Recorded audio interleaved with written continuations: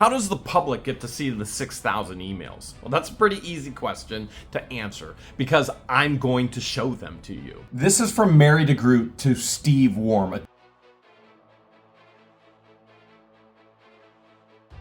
Tensions have been high in Otter Creek with meeting after meeting, week after week. And this isn't the last meeting that we just experienced. We've got another meeting Monday, the final budget meeting. But you still got questions about this past meeting. The viewers want to know, Jeremy and George, are you really in Washington, D.C. right now? And the answer is absolutely yes, we are. And they also have questions about Carl, who got into a little verbal altercation with Don after the last monthly meeting at Town Hall. You have to remember, Don came out, Russell came out, Don's going, oh man, they really put it to the vice mayor. And Carl, you have to understand, Carl is a resident, a real person in a real town with real feelings. Carl is a Marine, and you're going, wait, he's still in the military? Listen, you know, once a Marine, always a Marine. Carl is a Marine, career Marine. He what? He what now? Excuse me, he what? Wouldn't he be the hero and not Don? Correct. Carl would be the hero and not Don. And Carl works in the prison system as well. So he's used to a camaraderie of a group of people working together to get things accomplished and done. His whole life has been surrounded by that. The military. All right, these are the good guys. These are the bad guys. This is the mission. The mission needs to be completed. He's in the prison system. These are the good guys. These are the bad guys. This is what has to happen. And then he comes to an Otter Creek town hall meeting where it's utter chaos, where it's utter dysfunction on purpose by Russ and Don, and then Don going out and gloating about it. When he's trying to raise his family, he wants more for his family. He wants better for his family. By all means, I would have done the exact same thing. Can you imagine your roots and your family, generation after generation, being in Otter Creek and seeing the slow deterioration of a place that you call home? He has every right to be frustrated and upset with Don the Con and Russ the Suss. Trucker 101 says, well, I see Lynette doesn't feel a mask is required outside. Come on, let's be honest, Trucker 101. We've seen plenty of times where Lynette has been in town hall with no mask whatsoever. We've seen her all kinds of different places where there's no mask. And as a matter of fact, she's only wearing a mask because we've called her out on her pathological lying. Now, what about John Crook? Well, John Crook was just seen last night at Winn-Dixie off the wagon again. Particularly, let me share with you because he was conversing with a resident of Otter Creek, and I'm going to share the exact words because I don't want to get this messed up, okay? So, let's dig into it because this is from a resident of Otter Creek. John Cook started drinking again. He must be off his antibiotics. Say that again. What now?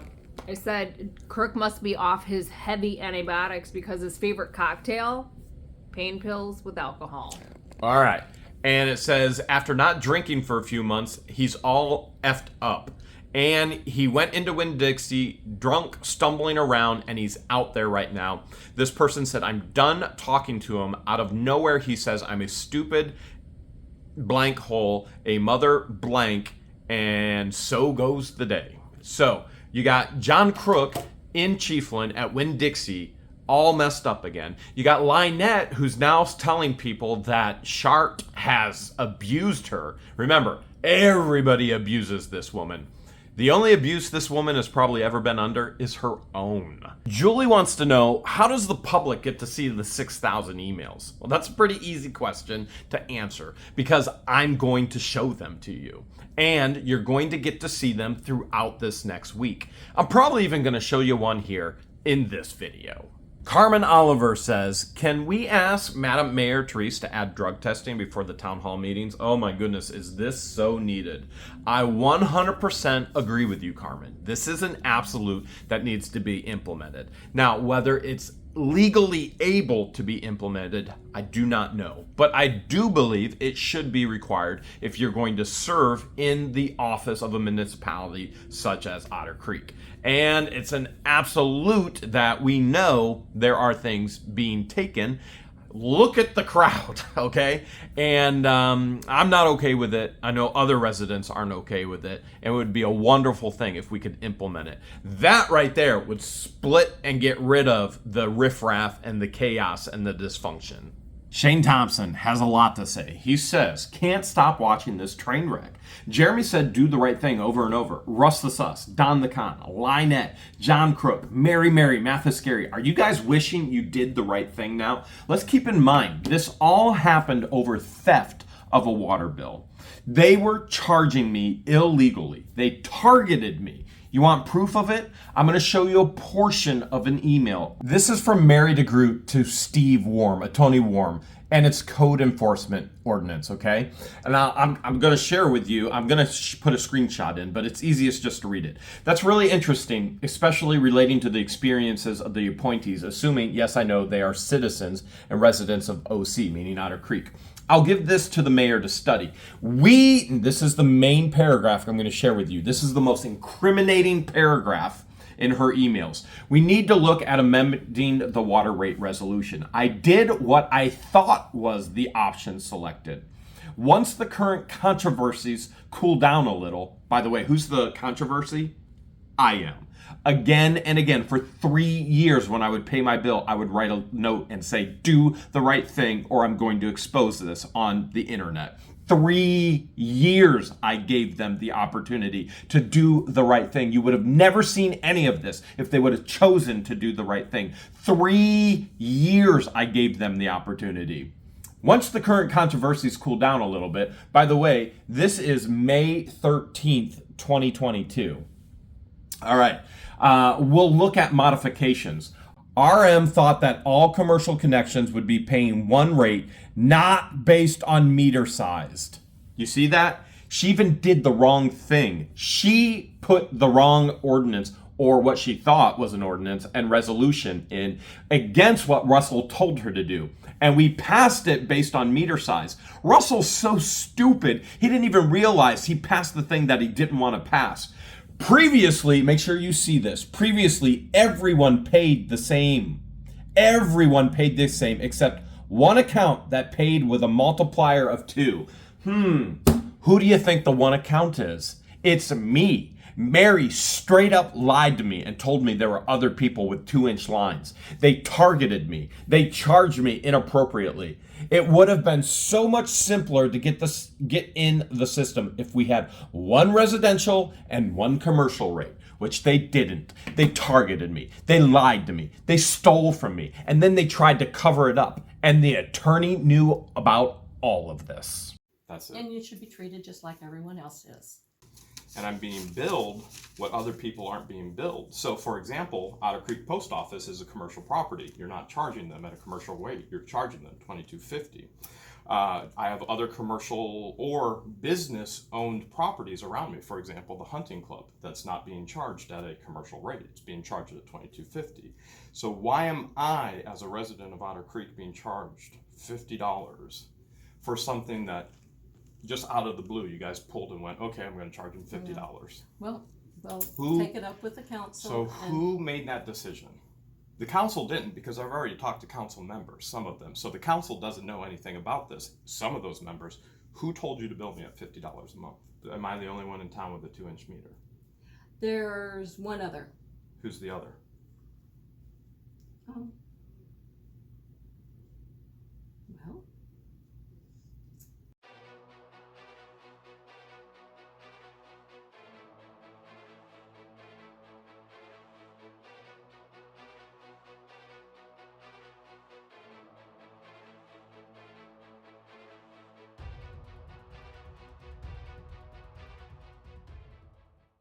Bootsy wants to know, can the town sue the attorney Warm for the money they paid for no representation, also for anything illegal he has done in cahoots with Russ?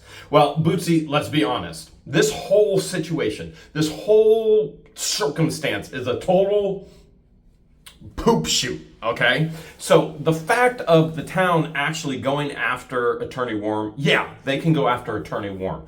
Do they have the money to do it? That's the question. And the answer is no. And you're going to see a lot in these 6,000 emails where Attorney Worm was on the wrong side of things. And frankly, he should be disbarred. And he had inappropriate conversations with Mary. You can figure out the insinuation that I'm making in regards to those inappropriate conversations, which I'm going to be revealing as well. Frankly, I think anybody in Levy County that uses this attorney is a fool, and you're going to see how foolish that would be. I think what he has done has further incriminated and increased the town's liability.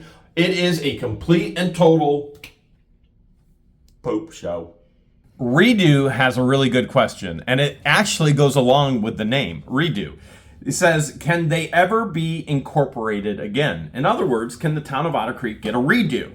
The answer is yes. Legally, you can be incorporated again. You have to follow the certain steps with the state to actually incorporate. So if the town of Otter Creek was actually to get healthy again and be able to bring in families and bring in business and bring in income, sure, it would actually make sense to incorporate again. Paula says, why don't you just hire the person and just forget about them? What Paula is referring to is hiring the clerk for the town of Otter Creek.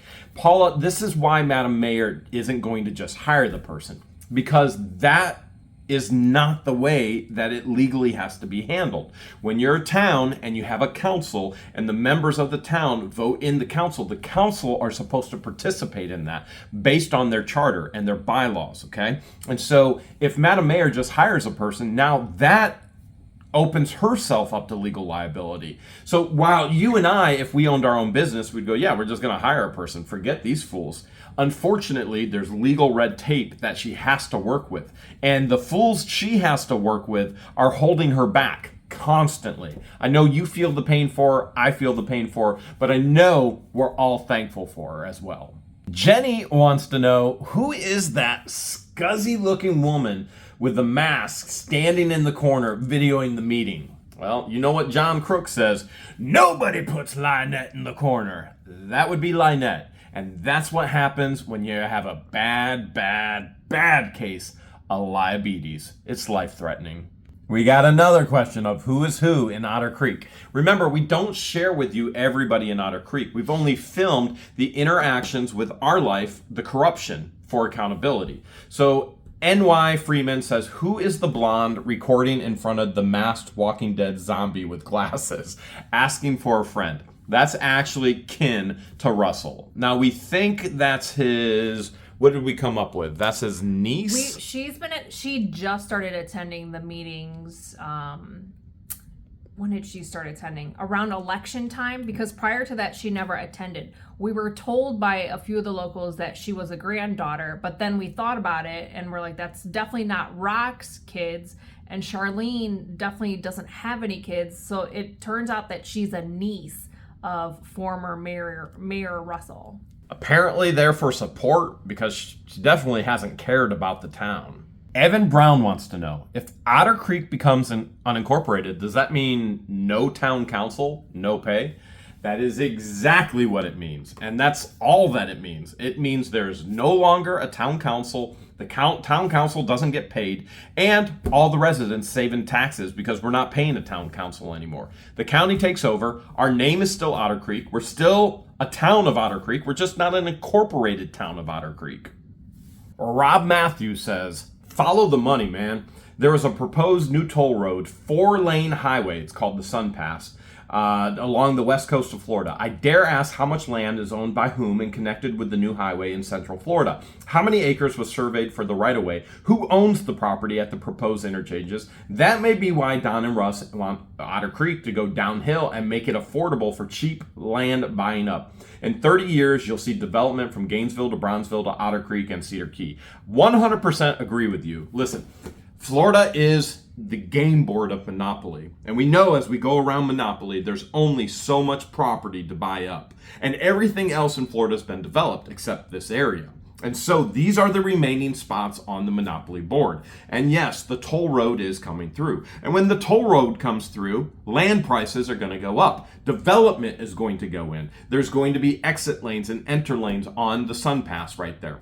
Absolutely. This will all happen, and no Russ the Suss and no Don the Con will ever be able to stop it. It's one of the reasons why I've invested in the area. Now, we didn't know that when we actually invested in the area, but this is one of the reasons why we've stayed invested in the area. Because you want an investment where your money increases drastically. And our money there is already increased drastically. It's going to continue to grow.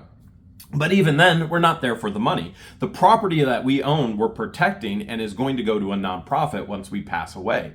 So that investment is being protected for future generations, particularly children. So I understand what you're saying, follow the money. And I understand what you're saying, hey, you think Russ and Don are trying to buy up land. Russell and Don can't even pay $12 more in taxes. And you think they're somehow going to be buying up land? No. There are a few handful of people who would be able to afford the land. Myself, probably Vice Mayor Zim, potentially the campground owners, and none of us are looking to purchase land on the highway there. We've got our own land and our own areas that we're caring for. So I understand what you're saying with the money flowing in and increase in value and all the development, but that's a ways away.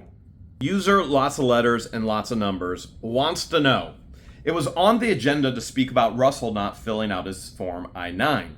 Why did that not happen? You are correct. The I-9 was on the agenda for the meeting. My only guess as to why that didn't happen is because the public and the council steered the conversations different directions. Now, Mr. Fuller made mention that, hey, this is a one-way conversation with public comments. And yet, he then began to ask the council questions at the end in public comments about a personal issue between the Strong family and Vice Mayor Zim. So I find it odd in the beginning of public comments that Mr. Fuller says, hey, this is a one-way street, there is no communication. At the end, he's drilling them with questions, okay? So he actually does exactly what he says you're not supposed to do. My guess is things got off track, but they were still on the agenda, such as public comments are on the agenda, and the first 30 minutes went with unincorporating. And so things probably got a little bit off track, but are still on track. Remember, public comments is on the agenda, and that was all part of public comments. And the council can communicate with the people if they choose to. It is not a written rule or a law. You cannot answer questions. You can't communicate back. If the council determines, yes, we want to talk, and Madam Mayor Therese has determined, yes, we want open communication, then there's nothing wrong with that whatsoever. I'm sure the I-9 issue will be dealt with later.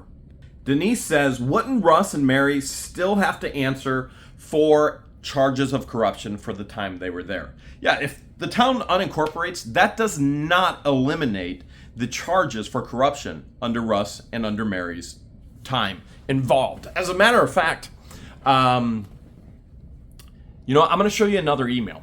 I'm going to show you an email in regards to Mr. Warm reaching out to Mary when she has already resigned the position of clerk, which yet again proves she was in the actual accounts when she wasn't supposed to be. June 6th, 2023, well after Mary actually has resigned, and Mary and Attorney Warm are continuing conversations under the Town of Otter Creek email. Mary, I don't know if you're getting this on your phone or even the computer. If you're not, I'll follow up with a call tomorrow in any event. Hoping you're doing well and on the road to recovery. He already knows she had a stroke. When you call, give me a call and we'll get up to date. It's nothing stressful. I just want to get some info and see what I can do to advance your interests. Steve Warm, June 6th. What in the world is Attorney Warm doing messaging Mary when he knows, number one, she's resigned, when he knows, number two, she's had a stroke, number three, it's inappropriate to be saying, I want to advance your interests when he is employed by the town and she's no longer a town employee. Yeah, Mary still had her hands in the email, in the financial accounts. Oh yeah, there's way way more in these 6,000 emails. I'm just starting to skim the surface, and then we're going to take the deepest dive ever. Here our voice wants to know, how can Russ text if he doesn't do email? Pretty easy to do both. What that person is referring to is Russell is obviously texting Don during the meetings. And as such, that becomes public record during the public meeting from public officials. And yes, I am going to do a public record request. As soon as I get back to Otter Creek, I will be public record requesting from both of those individuals. How can he not do emails? Who the hell knows? I don't do email. Hale wants to know, why does Lynette even record the meetings? All right, to answer that question, we got to take a jump back in time. So, John Crook, Lynette show up in Otter Creek, and the very first thing they do is create a Facebook page for the politics of Otter Creek. They start videoing every meeting. Year and a half before we even, probably 2 years before year and a half before we even start recording anything whatsoever. Now, nobody's watching what they're actually recording, and it's like this, and you feel like you're on a roller coaster because they can't keep the thing straight because they have their own issues. Withdrawals. Yeah, withdrawal symptoms, okay? They got the shakes. So it is that reason they came in and they were anti-Russell, anti-Stewart, anti-Mary, anti-Attorney Warm, anti-everything, to the point of posting signs all over, which tells you who posted the signs about us. Even an 8x10 sign in their Turtle Sanctuary 501c3, which is still laying on the ground as Russell goes over to the Turtle Sanctuary. I can't even fathom, the point of which these individuals are at, scraping the bottom of the barrel, grasping for any straw and any inch of hope that they have to now be friends and try and work something out together. They have nobody else to turn to. And so it was all against Russell. That's why she started recording the meetings. And John did as well. They were both there. And where was the baby? The baby was in care from somebody in Otter Creek, many times being watched by another individual. Even though Lynette says that anybody can never watch that individual. Well, one of our viewers will probably even put in the comments, I'm the one that used to babysit Harley while they both went to the meetings and recorded. All of the recording of the meetings started by John Crook and Lynette. Everything. We did nothing for a year and a half. We gave them the opportunity to do the right thing over and over and over again. And as a matter of fact, you can go back and look at those meetings and Lynette shouting things out and John Crook shouting things out at Russell. But now they're all buds. Hey, Russ. You need anything else from me? Pixie Police Cat says, why won't Madam Mayor make the workshop mandatory? So we're talking about workshops. Well, first of all, the workshop should be mandatory for a council member. You shouldn't be on the council if you're not willing to actually show up to the workshops. You can't even make the council meetings, the monthly meetings, mandatory. I mean, if you don't show, you don't show. So it's not like you can send the police over to your house, drag you to the council member meeting and the town hall meeting or the workshop. I mean, if they don't show, they don't show. Now, what the residents of Otter Creek can do is boot them out. Never, ever, ever, ever vote these individuals in again. Deborah says, I'd like to know where the state attorney general's office is at with the investigation on these individuals. Well, everybody would like to know where the investigation is in regards to these individuals, but it's an investigation, and therefore the state's attorney general's office isn't going to tell you where it's at. For example, we just had a conversation with the state yesterday in regards to our investigation on one of the things that we're dealing with. If you recall, we were scammed for over $8,000 on a storage unit, and the individual in charge said, it's a pending investigation, therefore we cannot tell you. We also have things going on with Michelle McCain. Remember the underwear bandit who crashed through our gate? We can tell you that she has been sentenced to a trial, and that trial's she just had to present herself September 16th, and we did not have to be at that court case. And now she has another trial October 9th now based on that. So we can tell you that as well, but we can't tell you, well, this is what they're going to sentence her with, this is what's going to happen. We can tell you that John Crook and Lynette are both having a court date here in Ohio. And Lynette's attempting to tell people that she has a Florida hearing on October 11th for an injunction against us. Now you have to understand, with Lynette saying these things, there's no truth to that whatsoever. There cannot be a hearing with an injunction that has anything to do with George and I without us having notice of that hearing, okay? And so first and foremost, we have no notice of the hearing whatsoever. And Lynette has our address, and so does the state of Florida. There's enough things going on in the state of Florida with us, they have our address. So this whole thing of she has a court hearing on October 11th against George and I, completely and totally false. Now, everything that has to do with us having a court date against Lynette and John Crook in the state of Ohio, completely, totally true. And they'll have their court date well before October 11th. How do you feel about that, George? Well, if they get the paperwork, it makes me wonder, will they actually show up in person? And if they do, where are they going to get the money? Because she's always playing broke. Snow wants to know, are there any children in Otter Creek? And who's paying for the schools? I'm guessing higher taxes are paying for schools and police. Okay, well, first of all, we don't have police in Otter Creek. We're a town of 100 people. Second of all, we don't have a school in Otter Creek. We're a town of 100 people. There used to be schools in Otter Creek. There was this segregation of the schools. Then there was the schoolhouse, which we now own. And why do we own it? Because there's no schools in Otter Creek. There's not enough individuals to actually sustain a school in Otter Creek. And so there are three children that I can think of. And when I'm saying child, I'm thinking 10 years and under, okay? Anybody else is going to be in the teen area and adults, and mostly senior citizens. So we don't have police, we don't have schools, we do have an aged community that's holding on to garbage and lack of growth, and Otter Creek's death is what it amounts to.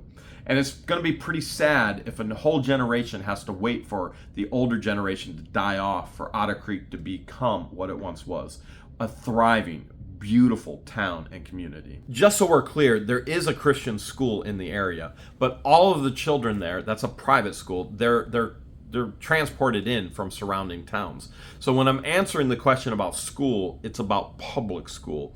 There is a Christian school. Scott wants to know, if the town becomes unincorporated, do the corrupt officials get away with everything that has been done? Well, let me answer it this way, Scott. Let's say you're driving a car and you get busted for speeding. Cop pulls you over, you got a $250 speeding ticket. Next day, you sell your car. You no longer have a car. You go to court and you go, listen, I can't pay a speeding ticket. I no longer have a car. You still have to pay the ticket. You did the crime, you do the time, regardless of whether you have a car or not. All right, now let's transfer that over to the town. Will the town officials, even if it's unincorporated, will they still be held responsible? They did the crime, they will do the time. Now, it's not up to me and it's not up to you to hold them responsible. It's up to the legal system to hold them responsible. Unfortunately, it's slow. It's very slow, but it does get the job done. So it could be a year from now, the town could be unincorporated. It does not matter. They did the crime, they'll do the time. Jonathan wants to know, did they ever find the cell phone that went missing? It could have been right under their noses. It could have been used to record the meetings by the corrupt council members. But to my knowledge, to date, that cell phone has not been found. And I have heard that there is an additional cell phone that is missing. Still Kickin' says, doesn't Russ have a relative on the county commissions board? Well, no, he has two. And to answer this question for you, who they are, here's George. If you Google Levy County commissioners, you'll see that there's two Meeks that sit on the commission board. There's John Meeks and there's Rock Meeks. Rock Meeks is former Mayor Russell Sr. Meeks' son, and John Meeks is former Mayor Russell's nephew. Miss M of the UK has a really good question. Jeremy, why has the population decreased in Otter Creek? Is it because of deaths, no job, business opportunities, so people left, something else? Okay, Miss K, let's go back into the history of Otter Creek. Otter Creek actually used to be the thriving town of Levy County. It was the center, it was the hub. And a lot of that was because of cypress. And so there was a mill and they would make crates for fruits and you know, all kinds of things like that. Well, once they got rid of cypress crates, jobs kind of flowed out of the county as well. And then what happened is, well, things were abandoned. And once things were abandoned, individuals who didn't have money and were on drugs kind of swoop in to snatch up things that are abandoned that nobody's claiming. So all of a sudden you have a thriving community dying, literally dying. So you have all these workers, and then the workers leave and they abandon everything. So when everything is abandoned, then you have this, I don't know what else to tell you except the drug addicts. You have addicts come in and squat. Okay, now what does that do? You have all these bad people in these abandoned areas, and you got good people in the town, and the good people go, I ain't sticking around here. This is destroying. I'm not going to raise a family in this. So they flee as well. The reality is that they've all fled, but birds of a feather flock together, right? You know that, Miss M.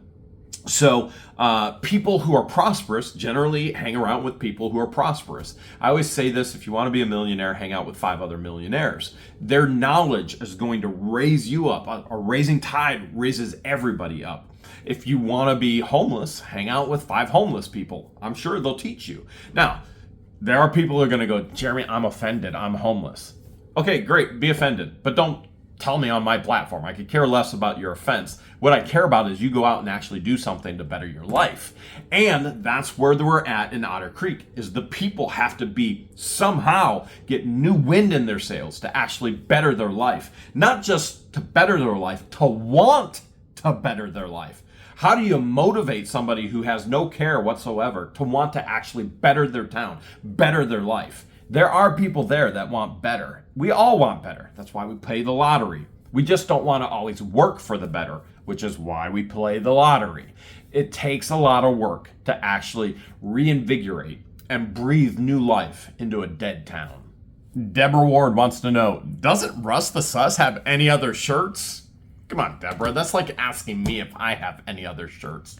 No. Baseball Mom says, just so I'm clear, Don was good when they had 3 clerks when Russ was the mayor, but he's not okay with having 2. Yeah, this makes a lot of sense. Baseball Mom, first of all, I love Belinda, and I know she's part of your family, and she has been a blessing to the town of Otter Creek. And so I wish we had 2 Belindas. I mean, I think everybody wishes we had 2 Belindas, right? It does not make sense. You can't even begin to understand the mind of a mentally unstable individual such as Don. Obviously, there's deterioration of his mind. And so I can't jump in his head and try and understand that any more than you can understand. I'm colorblind if you're not colorblind. People always ask me, well, what's this color? What's it look like? The only way you would ever understand is if you get in my head, look through my eyes, and then get in your head and look through your eyes, and then you see the difference. I can't understand the difference in Don's mind. He's okay when there are 3. He actually voted for it, and no work got done. They spent all kinds of money frivolously. It was insane.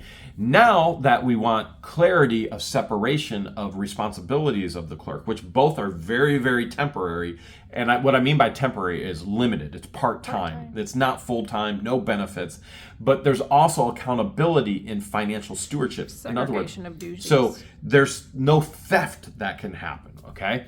And now Don's not okay with that. Listen, Belinda's incredible. Don is not. I can't understand that mastermind.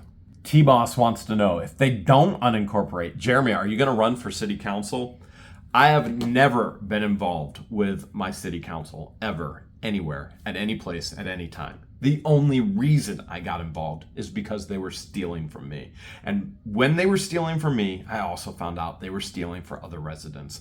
That's the only way I got involved. I'm ready for it to be over. Completely and totally over. We've been invited to be a part of our city council and film what's going on at Hale's headquarters. And our answer has been no. We don't want anything to do with it. I have no aspirations of running for city council, ever. I have bigger things on my plate to deal with on a daily basis than running a city. So that's not something I have any interest in. I have no agenda. I want no control. I just want to live my life peacefully. I wanted to move into Otter Creek. I wanted to live life peacefully. We wanted to hide. But through all of this, now the world knows about Otter Creek. Hopefully, that can be good for Otter Creek in the future, generate more revenue, more income. But right now, the world is shaking their head looking at Otter Creek going, this cannot be real.